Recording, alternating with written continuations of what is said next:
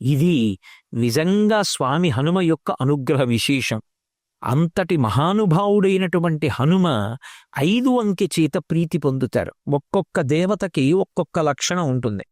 మీరు విఘ్నేశ్వరుడి విషయంలో చూస్తే 16 అంకెకి ఒక ప్రీతి. ఆయనకన్నీ 16 కుడుములు, 16 ఉండ్రాళ్ళు, 16 రకాల పత్రులు, 16 రకాల పువ్వులు, 16 రకాలైనటువంటి నైవేద్యాలు, 16 నామాలు. సుముఖశ్చైకదంతశ్చ కపిలో గజకర్ణకః లంబోదరశ్చ వికటో విఘ్నరాజో గణాధిపః భూమకేతుర్గణాధ్యక్ష ఫాలచంద్రో గజాననః వక్రతుండ శూర్పకర్ణో హేరంబస్కందపూర్వజః షోడశైతాని నామాని యప్పటే శృణుయాదపి విద్యారంభే వివాహే చ ప్రవేశే నిర్గమే తథా సంగ్రామే సర్వకార్యేషు విఘ్నస్తస్య న జాయతే.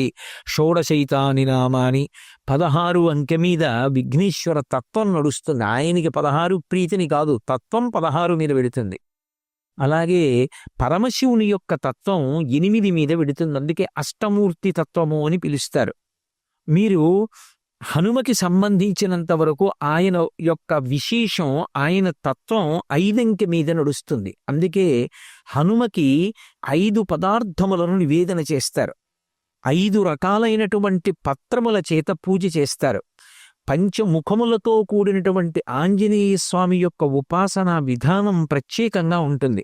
ఆయనకు ఒక దీక్ష ఉంది పరాశర సంహితలో. హనుమద్దీక్ష అని దీక్షా స్వీకారం చేస్తారు.